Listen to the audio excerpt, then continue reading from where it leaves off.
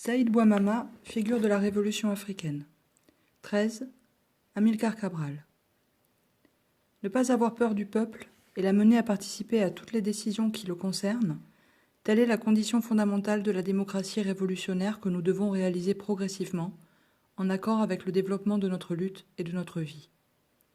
Amilcar Cabral, mettre en pratique les principes du parti, 1964.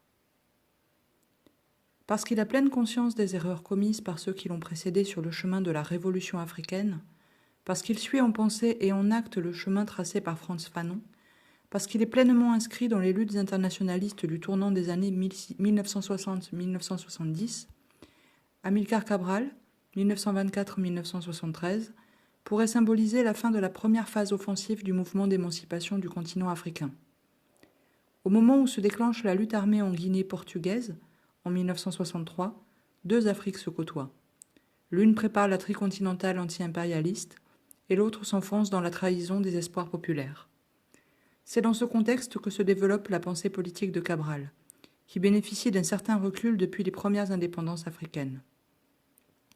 La force de cette pensée vient tout autant de son approche matérialiste et de sa méfiance à l'égard du dogmatisme que de l'attention qu'il porte à la pratique du pouvoir, telle qu'il expérimente dans les régions libérées de Guinée-Bissau. La réafricanisation des esprits. En 1953, au moment de quitter Lisbonne pour son Afrique natale après un séjour de plusieurs années consacré à des études d'agronomie, Cabral s'interroge sur le rôle de l'étudiant africain. Selon lui, la première tâche à entreprendre pour cette jeunesse instruite est ce qu'il appelle la réafricanisation des esprits. Puisque nous savons que toute la politique colonialiste repose essentiellement sur le déracinement du natif, l'étudiant africain doit, à une certaine étape de son évolution intellectuelle, se retourner le plus possible vers son âme transfigurée. Voilà, à notre avis, la première condition de l'authenticité. L'Africain doit se sentir africain et s'exprimer comme tel. Cette conviction théorique et politique est d'abord le fruit d'une expérience vécue. Né en 1924 à Bafata, en Guinée portugaise, de parents originaires du Cap-Vert, Cabral appartient, comme beaucoup de dirigeants nationalistes africains de sa génération, à la petite bourgeoisie de couleur. Son père, Juvenal Cabral, fils d'un propriétaire rural aisé, est instituteur. Sa mère, d'abord domestique, tient ensuite un petit commerce, une des plus importantes aspirations pour les Africains de l'époque. Les natifs du Cap-Vert, comme ceux de toutes les îles de l'Empire, sont juridiquement des indigènes assimilés, c'est-à-dire disposant des mêmes droits que les Portugais. Malgré cette égalité formelle, la société capverdienne reste hiérarchisée selon la couleur. Juvenal Cabral lui-même ne subit pas sans agacement cette logique assimilationniste raciste et inégalitaire. Sur l'acte de naissance de son fils, le prénom est orthographié Amilcar, avec un H, en référence au célèbre général carthaginois qui combattit l'Empire romain pendant les guerres puniques. Donner des prénoms d'Africains célèbres fait partie de ces petites résistances symboliques qui se déploient quand la domination coloniale semble encore invincible. Né en Guinée, Cabral poursuit sa scolarité au Cap-Vert. Il y est le témoin de la terrible sécheresse de 1941 qui, suivie d'une interminable famine, se solde par la mort de près de 50 000 personnes entre 1941 et 1948, plus du tiers de la population, dans l'indifférence totale des autorités portugaises. Ce n'est donc pas un lycéen naïf qui débarque au Portugal en 1945 pour y mener des études d'agronomie. Rapidement, et parce qu'il faut bien se refaire une famille, comme le soulignera son futur compagnon d'armes, l'Angolais Mário de Andrade, Cabral se rapproche des autres Africains présents à Lisbonne. Ceux-ci se retrouvent en particulier à la Casa dos Estudantes do Império, CEI. Créée en 1933, cette institution a pour objectif d'aider et de contrôler les étudiants originaires des colonies. Elle est un lieu où se rencontrent la plupart des futures figures nationalistes des colonies portugaises. Outre Mário de Andrade, Cabral y rencontre les Angolais Agostinho Neto et Viriato da Cruz, les Mozambicains Eduardo Mondlane et Marcelino dos Santos, la santoméenne Alda do Espírito Santo et d'autres moins connus. Ces étudiants, rappelle Eduardo Mondlane, établissent également des liens à travers le club dos Marítimos avec des marins des colonies qui viennent fréquemment à Lisbonne. Par leur intermédiaire, ils ont accès à la littérature interdite par l'Estado Novo d'Antonio de Oliveira Salazar, que ces marins font entrer clandestinement au Portugal. De ce fait, c'est en portugais du Brésil que ces militants découvrent de nombreux ouvrages jugés subversifs par la dictature salazariste. À ces ouvrages s'ajoutent ceux qu'ils acquièrent auprès du Parti communiste portugais clandestin. Bien vite, le groupe d'étudiants africains qui commence à se structurer et à s'accoutumer aux règles de l'action clandestine se sent à l'étroit et mal à son aise dans cette CEI qui, en plus d'être étroitement surveillée par la police, accueille de surcroît les enfants de colons qui font leurs études à Lisbonne. En 1951, il crée clandestinement le Centro de Estudos Africanos, CEA, avec pour objectif de promouvoir la culture des peuples noirs colonisés et de diffuser les créations artistiques africaines. C'est par le biais de ce centre qu'une relation est établie avec les courants parisiens de la négritude. En 1953, 5 membres du CEI contribuent ainsi au numéro spécial de la revue Présence africaine, intitulé « Les étudiants noirs parlent ». C'est dans ce numéro que Cabral, dans son article sur le rôle de l'étudiant africain, appelle à la réafricanisation des esprits. Villes et campagnes. Cohérent avec cette aspiration, le retour de Cabral en Afrique est un choix politique autant qu'un choix de vie. Il renonce à un poste de chercheur à la station agronomique de Lisbonne pour un emploi d'ingénieur de 2e classe en Guinée. Il théorisera plus tard ce renoncement personnel aux avantages matériels dont l'une de ses thèses les plus célèbres, celle du suicide de classe de la petite bourgeoisie. En attendant, son expérience au sein des services de l'exploitation agricole et forestière, où il est chargé du recensement agricole, lui permet de sillonner la Guinée pendant 2 ans et d'observer le fonctionnement sociopolitique des populations locales. Grâce à ce travail d'observation et à l'abondante documentation à laquelle il a accès, Cabral peut étudier les positions des différentes composantes de la société guinéenne à l'égard des forces coloniales. Ces matériaux s'ajoutent à ceux recueillis sur le Cap-Vert au cours d'un travail de recherche effectué pendant ses études d'agronomie. Au sortir du recensement, il est profondément imprégné de la réalité et de la diversité du pays et de ses habitants. Ces observations lui permettront plus tard de proposer une analyse subtile des sociétés guinéennes et capverdiennes et d'élaborer une stratégie de lutte adaptée à la réalité concrète. Les préoccupations de Cabral sont en effet concrètes. Il est rentré au pays pour organiser un mouvement nationaliste. Dès 1954, il tente de créer une association sociale, culturelle et sportive à Bissau, capitale de la Guinée portugaise. L'administration coloniale ne s'y trompe pas. Elle rejette la demande de création de l'association et oblige Cabral à quitter le territoire guinéen, où il n'est autorisé à revenir qu'une fois par an. Il est de nouveau contraint à l'exil à Lisbonne. Pendant les 4 années qui suivent, de 1954 à 1958, il travaille pour plusieurs compagnies agricoles, ce qui lui permet de faire de longues missions en Angola et d'en profiter pour renouer avec ses connaissances angolaises. Il n'y a pas de preuve qu'Amilcar Cabral ait participé à la fondation du MPLA en Angola, précise un de ses biographes, Patrick Chabal. Mais disons qu'il était en Angola, en contact avec les nationalistes angolais, à l'époque où le MPLA est censé avoir été fondé. Hors de Guinée, Cabral ne peut pas participer en 1955 à la création de la première organisation nationaliste guinéenne, le Mouvement pour l'indépendance nationale de la Guinée. Initié par Rafael Barbosa, l'expérience du MING, rapidement dissous, est éphémère.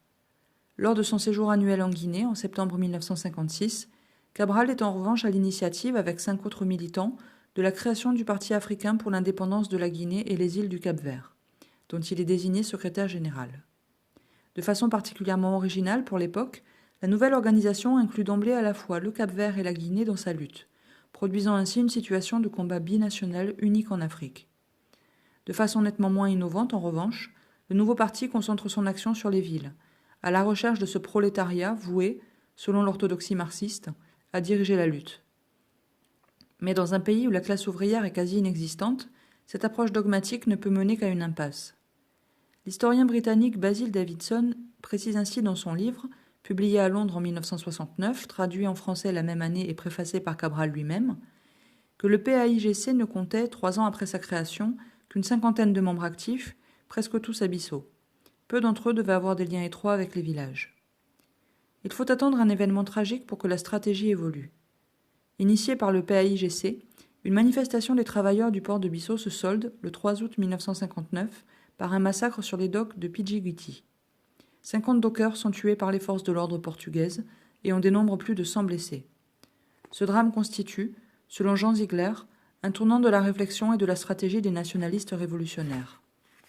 La conférence du parti, qui se tient un mois plus tard pour tirer le bilan de la situation, décide d'un changement radical d'orientation, le passage à la lutte armée et l'implantation dans les milieux ruraux. La méfiance à l'égard du dogmatisme et la nécessité d'un effort théorique ancré dans les réalités concrètes sont les deux leçons que tire le secrétaire général du massacre de Pidjiguiti. Expérience locale. Cabral reconnaît que la lecture de Lénine a contribué à la formation de sa pensée politique. Ben Barka le surnommait d'ailleurs le Lénine africain. Il retient en particulier du révolutionnaire russe la nécessité d'une analyse concrète de chaque situation concrète. Cette formule, qu'il reprend à son compte, s'adapte entièrement au travail auquel se livre Cabral après 1959. Intervenant au Caire en mars 1961 à la 3e conférence des peuples africains, et tirant à cette occasion le bilan des indépendances acquises au cours de l'année précédente, il s'interroge sur la victoire du néocolonialisme dans plusieurs pays africains. Cet échec des mouvements progressistes est moins le signe d'une crise de croissance que d'une crise de la connaissance, relève-t-il. Trop de mouvements de libération sont coupés de la réalité concrète dans laquelle ils évoluent et négligent les expériences locales des populations qu'ils défendent. Ayant décidé d'implanter les forces nationalistes dans les campagnes après le massacre de 1959, Cabral met immédiatement en œuvre cet effort de connaissance. Il se replonge dans la masse de données recueillies au cours de ses études et à l'occasion du recensement. Quelque temps plus tard, il exposera les résultats de son travail dans le cadre d'un séminaire organisé par le Centre Frantz Fanon de Milan. À la différence de nombreux leaders africains qui se contentent de concepts larges, comme peuple ou masse laborieuse, souligne l'universitaire états-unien Ronald Chilcott, Cabral se penche sur les divisions et les contradictions pour comprendre concrètement ce peuple et ses masses. Prenant en compte les structures sociales des différents groupes ethniques qui cohabitent en Guinée rurale, mais aussi les contradictions d'intérêts qui les caractérisent, Cabral élabore une analyse fine du rapport de chacune des composantes ethniques et sociales au pouvoir colonial. Pour la Guinée urbaine, Cabral distingue les fonctionnaires, les salariés et les déclassés. Concernant les salariés, l'auteur précise qu'il prend soin de ne pas les appeler prolétariat ou classe ouvrière. Surtout, il mentionne une catégorie de 100 classes, comptant de nombreux jeunes venant des campagnes et ayant gardé des liens avec elles. Une analyse spécifique aussi détaillée est faite pour les îles du Cap-Vert. L'analyse concrète de la situation concrète a servi de base à notre lutte de libération, précise Cabral en introduction de son intervention de Milan. Effectivement, la lutte armée déclenchée en 1963 a été précédée par 4 ans de préparation politique avec des militants, formés par Cabral lui-même, et des 100 classes, qui ont aidé à la prise de contact dans les campagnes. Ainsi, les premières bases ont été créées chez les Balantés, qui apparaissent dans l'analyse sociale de Cabral comme le groupe le plus opposé au pouvoir colonial, pendant qu'un long travail de persuasion a été mené en direction des paysans des autres groupes décrits par Cabral comme les groupes sociaux les plus exploités. Si Cabral met toujours la théorie au service de la pratique, il dispose pour cela d'un meilleur recul sur les évolutions historiques en cours sur le continent africain. La décolonisation portugaise étant en retard sur les autres, voir chapitre 2, Cabral et ses camarades peuvent étudier les expériences, négatives ou positives, des premières indépendances et bénéficient de l'apport théorique et politique de ceux qui les ont précédés sur le chemin de la libération. Comme le souligne l'historien Achille Mbembe, Cabral a en particulier pris la mesure de l'importance des réflexions de Frantz Fanon. Sans ces réflexions sur la nature de la paysannerie, le pouvoir des masses ou le potentiel révolutionnaire des classes lumpen, l'œuvre d'Amilcar Cabral n'aurait sans doute pas pris la forme qu'elle finira par prendre. Les trajectoires de la lutte armée contre le colonialisme portugais en Guinée-Bissau, en Angola, au Zimbabwe et au Mozambique non plus. Mais la revendication d'un héritage ne signifie pas pour Cabral un mimétisme dogmatique.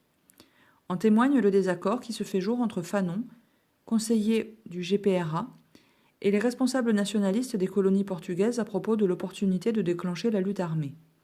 Rencontrant le psychiatre martiniquais au 2e congrès des écrivains et des artistes noirs, à Rome en 1959, Mario de Andrade rappelle la position de Fanon sur ce sujet.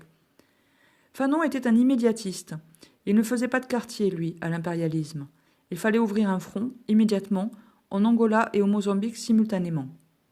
Alors que Fanon propose une préparation militaire pour les militants des colonies portugaises, Cabral, en pleine réorientation stratégique depuis le massacre de Pidjiguiti, défend l'idée d'un long et patient travail politique auprès de la paysannerie comme étape préalable au déclenchement de la lutte armée. De fait, cette dernière n'est déclenchée qu'en 1963. Ce travail gigantesque de conscientisation des paysans et de formation des militants ne s'est pas fait sans erreur ni problème. Le premier congrès du PAIGC en 1964 à Kasaka, en zone libérée, est en grande partie consacré à ces écueils. La première année de guérilla a en effet mis en évidence des tendances au militarisme et à l'ethnisme. alors que l'armée portugaise, qui espère encore pouvoir vaincre militairement la résistance, met une pression permanente sur les partisans, certains combattants dérapent. Des commandants d'unités de la guérilla d'origine balante avaient lâché des porcs dans les mosquées des villages Foula, note par exemple Jean Ziegler. Cabral se prononce pour que ces actes soient sanctionnés. Pour lui, la lutte est d'abord politique avant d'être militaire. Ce qu'il résume en une formule qu'il ne cessera de répéter. Nous sommes des militants armés et non pas des militaires. Pour une révolution vraiment mondiale. Outre sa volonté de toujours ancrer son action dans les situations concrètes, le besoin d'une théorie révolutionnaire est la seconde conviction de Cabral. Au cours de la première réunion de la tricontinentale qui se tient en 1966 dans l'hôtel Habana Libre au cœur de la capitale cubaine, il entreprend d'expliquer l'importance de la théorie et comment celle-ci s'articule selon lui à la pratique révolutionnaire. Car relève-t-il, s'il est vrai qu'une révolution peut échouer, même alimentée par des théories parfaitement conçues, personne n'a encore réalisé une révolution victorieuse sans théorie révolutionnaire.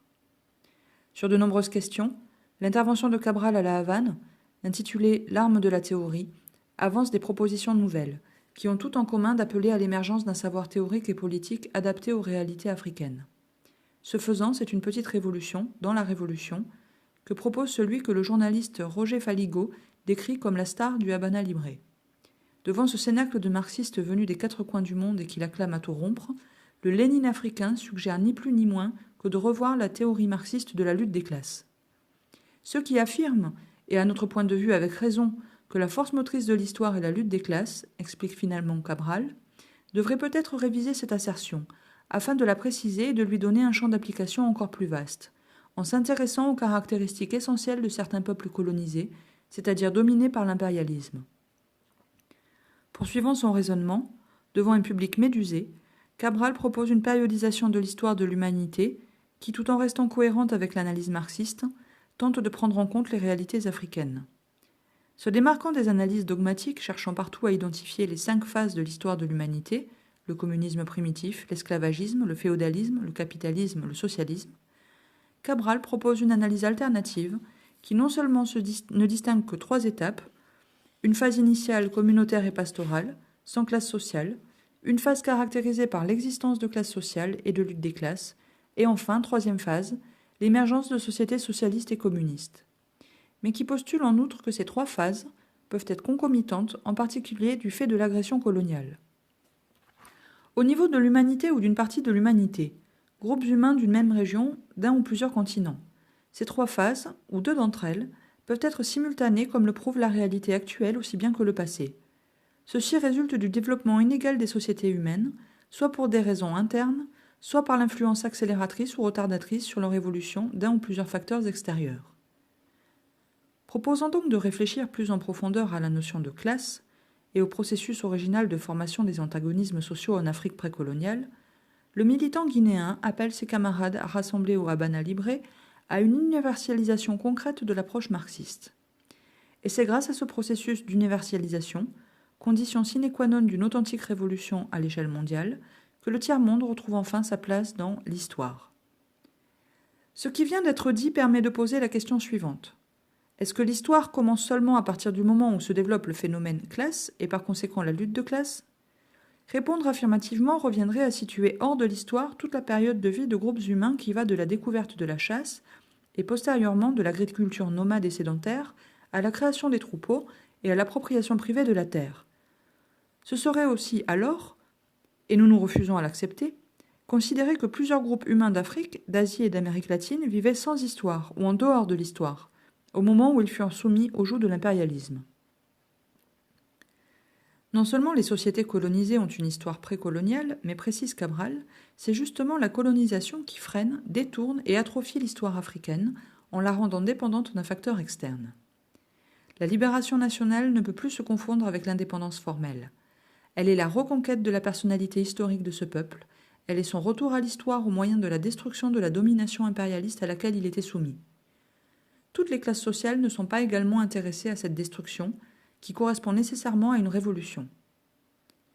Si les délégués réunis à La Havane font un triomphe au révolutionnaire guinéen et à son discours décoiffant, comme le note Roger Faligo, Cabral ne s'arrête pas en si bon chemin.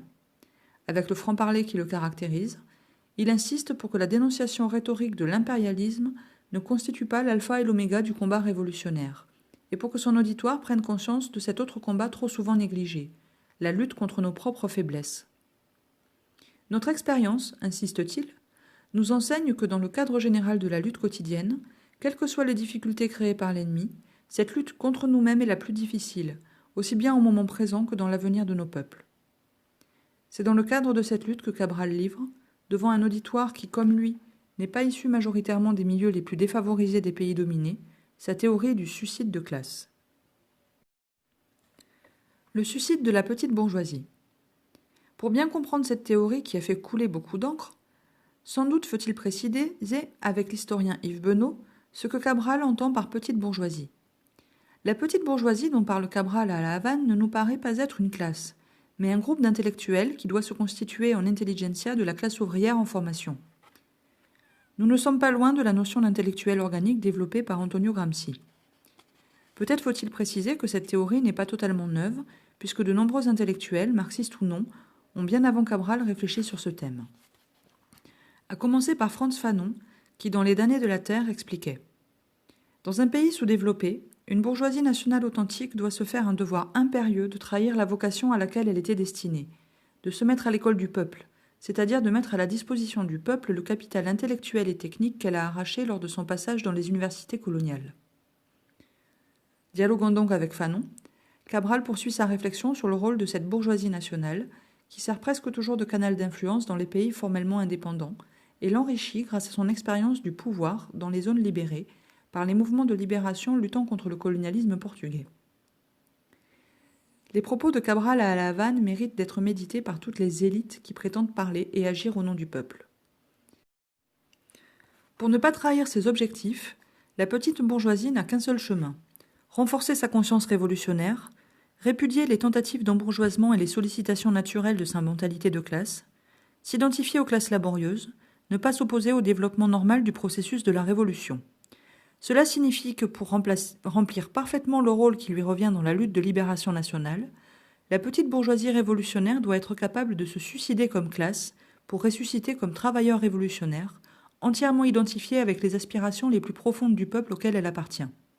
Cette alternative, trahir la révolution ou se suicider comme classe, constitue le choix de la petite bourgeoisie dans le cadre général de la libération nationale. Préférant l'expression petite bourgeoisie à bourgeoisie nationale, les propos de Cabral sont en quelque sorte plus précis et plus ambitieux que ceux de Fanon. Ils ne décrivent pas seulement les catégories sociales qui collaborent avec les puissances impérialistes, mais s'adressent aussi aux intellectuels qui se réclament de la révolution. La thèse du suicide de classe de la petite bourgeoisie a donné lieu à de multiples commentaires et critiques. Universitaire états-unien spécialiste de l'Afrique, David et Marina Ottaway la qualifient de notion volontariste, c'est-à-dire appelant prioritairement, de manière idéaliste, à la volonté des individus. D'autres auteurs invoquent le devenir de la Guinée et du Cap-Vert et plus largement de l'Afrique pour invalider sans nuance la thèse de Cabral. Malgré Amilcar Cabral, on n'a encore jamais vu une bourgeoisie planifier son suicide, tranche abruptement l'historien Michel Cahen. Répondant à ces critiques, J. O'Brien remarque que malgré une formulation ambiguë, se suicider comme classe, Cabral ne dit jamais que la révolution est dirigée par une classe sociale en tant que telle, mais par des individus qui, comme lui-même et de nombreux autres révolutionnaires africains avant lui, sont issus du milieu petit bourgeois mais dévoués aux intérêts du peuple. Car comme toujours, Cabral ne cherche en aucune façon à faire de la théorie pour l'amour de l'abstraction. Ses préoccupations restent concrètes. La théorie doit rester, au sens concret du terme, une arme. La culture est une arme. On l'a dit, la crainte de Cabral est de voir la petite bourgeoisie, toute révolutionnaire qu'elle puisse être, confisquer pour elle-même le pouvoir. Son insistance sur l'idéologie et la formation politique, et sur le rapport des militants avec les paysans dans les zones libérées par le PAIGC, vise à contrecarrer ce danger. Surtout, Cabral en appelle de manière matérialiste à organiser ces zones pour qu'elles puissent assurer un passage du pouvoir des militants du parti aux populations. La réalité lui donne rapidement raison. Alors que les milieux paysans abandonnent progressivement leur méfiance initiale, les zones libérées s'étendent rapidement dans cette Guinée de moins en moins portugaise. Dès 1966, elles représentent 50% du territoire et atteignent 70% de celui-ci à partir de 1968. Ayant tiré le bilan des affrontements fratricides, au sein du FLN algérien, entre l'armée de l'extérieur et les maquisards de l'intérieur, le secrétaire général du PAIGC refuse toute idée de gouvernement en exil. C'est depuis les zones libérées elles-mêmes qu'il faut défendre, y compris sur la scène internationale, le droit à l'indépendance. La situation de la Guinée est comparable à celle d'un État indépendant dont une partie du territoire national, notamment les centres urbains, est occupée par des forces militaires étrangères. La manière dont Cabral conçoit les zones libérées est indissociable d'une autre de ses apports théoriques, la culture comme arme. Ce n'est qu'après plusieurs années de vie dans les zones libérées qu'il entreprend d'en tirer des leçons théoriques. Il synthétise celles-ci dans 2 contributions, Libération nationale et culture, 1970, et La culture et le combat pour l'indépendance, 1972. Dans le premier texte, Cabral commence sa théorisation en reprenant quelques idées forces de Fanon. La violence totale du colonisateur, souligne-t-il après le psychiatre algéro-antillais, provoque inévitablement une résistance chez le colonisé. Cette résistance s'origine dans la volonté farouche des milieux populaires de préserver leur dignité individuelle et collective. Cette résistance, qu'on peut qualifier de culturelle, est la première défaite du colonisateur. La résistance culturelle du peuple africain n'a pas été détruite. Réprimée, persécutée, trahie par quelques catégories sociales compromises avec le colonialisme, la culture africaine a survécu à toutes les tempêtes, réfugiée dans les villages, dans les forêts et dans l'esprit des générations victimes du colonialisme. La résistance culturelle a un fondement matériel que la colonisation a justement pour projet de détruire ou de mettre à son service. C'est donc une définition matérialiste de la culture que propose Cabral. La culture est, à chaque moment de la vie de la société, ouverte ou fermée, la résultante plus ou moins conscientisée des activités économiques et politiques, l'expression plus ou moins dynamique du type de relations prévalant au sein de cette société, d'une part entre l'homme, considéré individuellement ou collectivement, et la nature, et d'autre part entre les groupes d'individus, les couches sociales ou les classes. La culture a une histoire correspondant à l'évolution de cette base matérielle, mais contribue aussi aux évolutions historiques. Fruit de l'histoire, d'un peuple, remarque Cabral, la culture détermine en même temps l'histoire. Cette approche permet aux révolutionnaires guinéens de se démarquer des approches essentialistes de la culture africaine très en vogue en Afrique au tournant des années 1960-1970, sous la forme des discours sur l'authenticité, le retour aux sources ou le socialisme africain, voir chapitre 3. La culture existe indépendamment de la volonté des hommes, de la couleur de leur peau ou de la forme des yeux. On ne peut prétendre qu'existent des cultures continentales ou raciales. Au sein d'un même continent ou d'une même société, les cultures seront aussi diverses que le sont leurs bases matérielles et politiques. Le panafricanisme de Cabral est cohérent avec cette conception matérialiste de la culture. En accord avec Fanon et en désaccord avec les premières positions de Nkrumah, il considère en 1965 que l'unité africaine ne peut se construire que progressivement et qu'elle était moyen et non pas un but de l'émancipation. Comme Frantz Fanon, Cabral se démarque des appels culturalistes et incantatoires à l'unité africaine. Ayant souligné l'apport incontournable de la résistance culturelle dans le processus d'émancipation, Cabral en souligne ensuite les limites. La colonisation, rappelle-t-il, c'est aussi la confiscation de l'histoire. La culture qui a permis de maintenir la résistance à la colonisation a cessé en partie de se développer, de continuer son parcours historique, de poursuivre son mouvement. Cette approche fait une nouvelle fois écho aux propos de Fanon sur l'atrophie de la culture en situation coloniale. La reprise de l'initiative historique par la lutte de libération nationale doit en conséquence se traduire par une opération de choix entre ce qui est encore vivant dans la culture et ce qui est une simple trace du passé maintenue formellement pour s'opposer à la domination coloniale.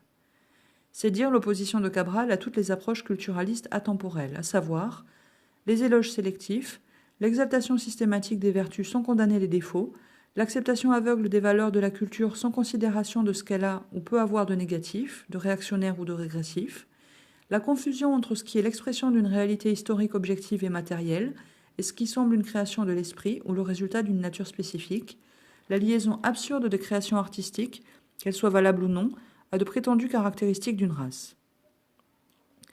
Il s'agit donc bien de reprendre la dynamique historique interrompue par la colonisation, y compris sur le plan de la culture. L'expulsion définitive de la domination qui, pour Cabral, est bien plus difficile que le départ physique du colonisateur suppose de remettre en marche la culture. Mais une telle entreprise ne peut pas se réaliser de manière idéaliste. Elle suppose de transformer la vie concrète des hommes. On comprend dès lors l'obstination de Cabral à faire des zones libérées des lieux où se transforme la vie concrète, où s'expérimentent de nouveaux rapports sociaux, où se forge une nation. La domination impérialiste étant la négation du processus historique de la société dominée, et nécessairement de son processus culturel, la lutte de libération est avant tout un acte de culture. La dynamique de la lutte exige la pratique de la démocratie, de la critique et de l'autocritique, la participation croissante des populations à la gestion de leur vie, l'alphabétisation, la création d'écoles et de services sanitaires, la formation de cadres issus des milieux paysans et ouvriers, et bien d'autres réalisations qui impliquent une véritable marche forcée de la société sur la route du progrès culturel. Cela montre que la lutte de libération n'est pas qu'un fait culturel, elle est aussi un facteur culturel. Il ne nous est pas possible de savoir si Cabral a lu Gramsci, mais cette approche de la culture converge avec le constat de ce dernier, rappelant que toute révolution a été précédée d'une intense activité de critique, de pénétration culturelle, d'imprégnation d'idées, s'exerçant sur des agrégats d'hommes au départ réfractaires. Dans les zones libérées, faire la révolution en combattant. Dans l'esprit de Cabral, les zones libérées doivent être des lieux de transformation sociale sans attendre l'indépendance. Dans son approche matérialiste, il s'agit d'abord de faire l'expérience d'une autre vie matérielle. Le secrétaire général du PAIGC avertit les militants.